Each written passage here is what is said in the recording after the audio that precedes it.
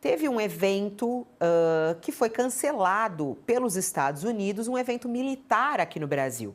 E eu queria entender se isso também está nesse pacote, professor. Os Estados Unidos cancelaram um evento que estava sendo organizado pela Força Aérea Brasileira. Os militares norte-americanos também devem ficar fora do principal exercício da Marinha, que é a chamada Operação Formosa.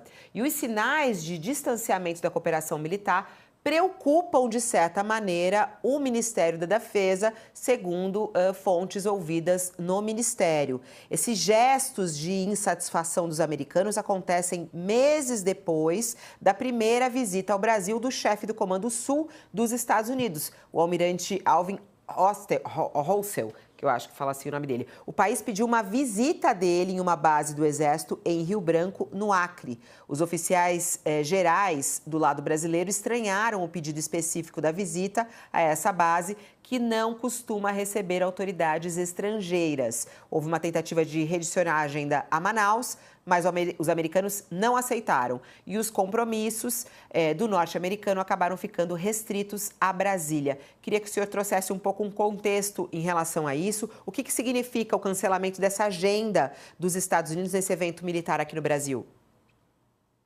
Fabiola, para entender um pouco o impacto dessa notícia, a gente tem que dividir aquilo que a gente entende como diplomacia. A gente normalmente, quando fala de diplomacia, a gente pensa na diplomacia feita pelos diplomatas de carreira ou na chamada diplomacia presidencial, como os presidentes fazem na sua relação com suas contrapartes.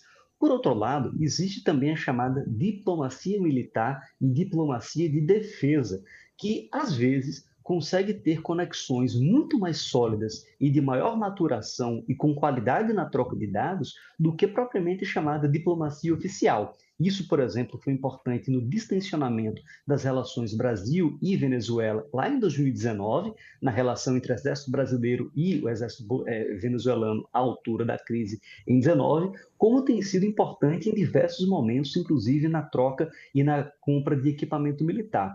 Essa a sinalização que você bem coloca, ela aponta para um sinal político muito claro de que, olha, potencial da nossa cooperação militar e tecnológica, entre outros aspectos do campo da defesa, ela pode ser interrompida em virtude de que dentro do escopo político ocorre uma potencial ruptura e, na prática, já existe uma crise importante entre os países. E, obviamente, a política subordina a dimensão militar como deve ser.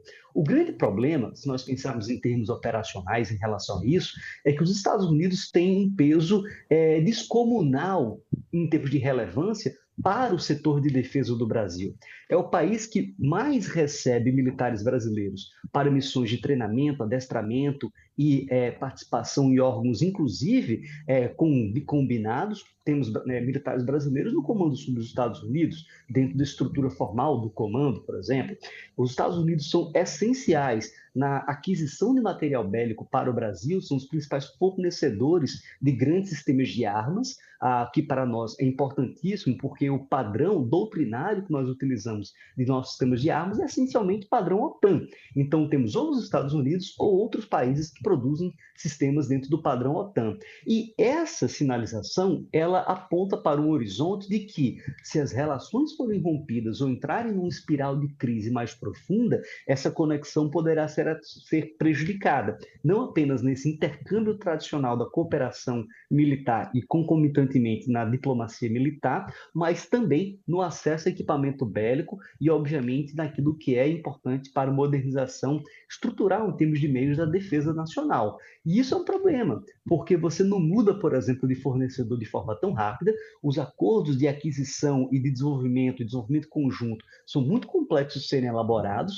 e, por outro lado, na relação de aquisição de material bélico e de treinamento, você não faz apenas uma relação comercial, você faz uma relação política com o país que você está comprando equipamento. Então, é por isso que essas sinalizações, elas são gotas dentro de um oceano em que se avoluma um processo de sinalização política de que algo não está bem e poderá, inclusive, reverberar para uma dinâmica de maior estabilidade, que é a dinâmica entre a cooperação militar, que agora poderá sentir e fazer também um lobby de baixo para cima em relação ao governo federal nesse tensionamento com os Estados Unidos. Fábio.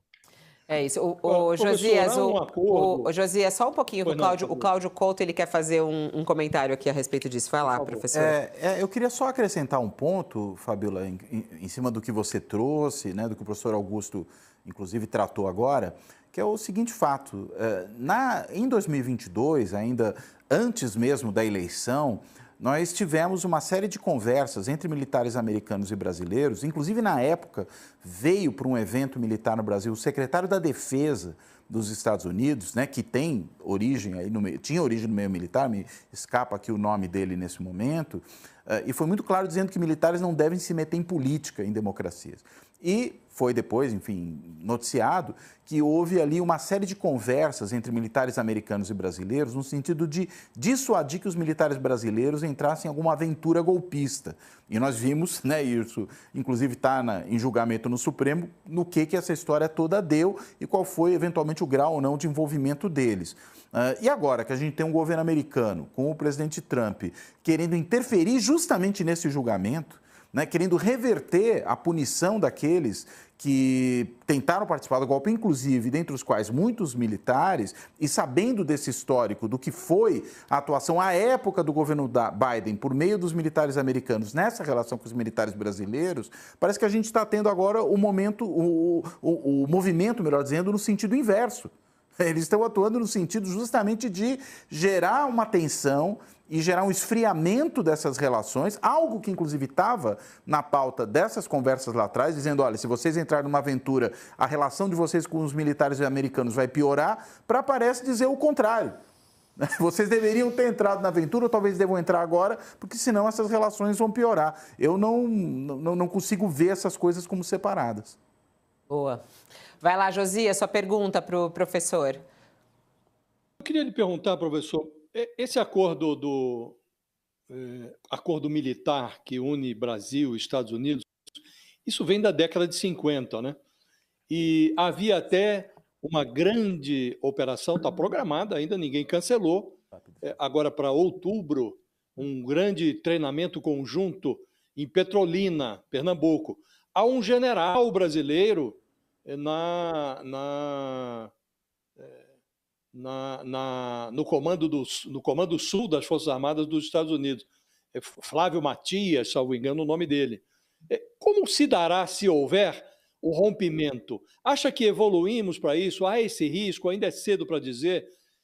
De que modo se manifestaria esse rompimento? De forma abrupta, manda o general brasileiro de volta para o Brasil? Ou interrompe a cooperação, compra de equipamento, essa troca de experiências por meio de treinamentos conjuntos? E qual vai ser o prejuízo se tiver uma ruptura e caminharmos para isso, para essa animosidade também na área militar? Qual é o efeito disso para o Brasil? Josias, o efeito seria muito ruim, muito ruim. Até porque, apesar da crise e da sua gravidade, desse ponto de tensionamento entre Brasil e Estados Unidos, é importante sempre diferenciar as relações entre governos e a relação entre estados. E até essa segunda administração Trump, dentro do processo de redemocratização nacional, a relação com os Estados Unidos, pelo menos no campo estratégico, apesar de alguns tensionamentos, tem sido boa em grande medida e temos conseguido realizar alguns elementos de aproximação importantes dentro do campo do posicionamento do Brasil no exterior, dentro do cenário da defesa. E isso é importante entender que os Estados Unidos, na perspectiva da administração Trump, entendem que esse reposicionamento do Brasil dentro dessa competição geopolítica mais ampla não pode, em grande medida, alienar os militares, porque eles são a peça fundamental da própria construção política nacional, em virtude de todo o processo de redemocratização como conhecemos e da importância da chamada sociedade militar dentro do sistema político brasileiro, como vivenciamos há pouco tempo e bem colocado pelo professor Couto. A grande questão é que a crise que nós vivenciamos com o culminamento no 8 de janeiro mostrou, especialmente no momento posterior, a tentativa de preservação por parte das forças da institucionalidade das Forças Armadas, separando-a da ação de CPFs. Algo que, obviamente, pode ser objeto de debate político, mas Oficialmente, a posição que se tem é de um fortalecimento da dimensão institucional. A grande questão é que como é que o governo brasileiro vai equalizar a questão de um potencial esfriamento dessa cooperação e acesso a armamento, crédito e meios, e, obviamente, a cooperação naquilo que compete ao compartilhamento de informações, já que não é apenas o setor de defesa que tem uma forte relação com os Estados Unidos, mas também o setor de inteligência e, em particular, a Polícia Federal.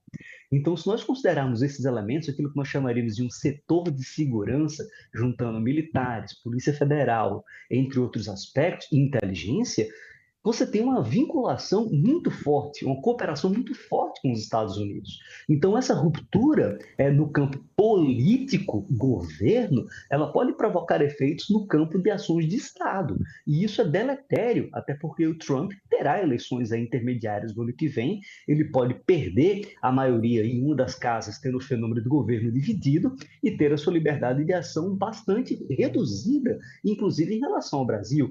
No contexto de uma futura eleição majoritária dos Estados Unidos para presidente, poderemos ter a vinda do presidente democrata e a tentativa de restabelecimento das relações com o Brasil. Então, nesse sentido, de um lado é importante proteger o interesse nacional brasileiro, especialmente naquilo que concebe a nossa soberania, mas, por outro, sempre é importante a tentativa de manter certas pontes ativas, até porque os Estados Unidos, na perspectiva do governo Trump, não é um monolito. Temos instituições e temos, obviamente, posicionamentos diferentes em relação à pertinência do Brasil, inclusive numa disputa sinocêntrica em que a América Latina volta a ser também um tabuleiro de xadrez. A questão é que, no momento, Josias, eu não vejo o governo brasileiro num grau de maturidade na compreensão dessa do transbordamento desse problema para o campo da defesa e da segurança de uma forma mais geral, mas sim respostas, ao menos no campo político aberto, mais emocionais, mais para o público interno e pouca estratégia em relação a como preservar o que deve ser preservado e como responder da forma correta, na medida certa, a agressões, mesmo que seja no campo da provocação, Josias.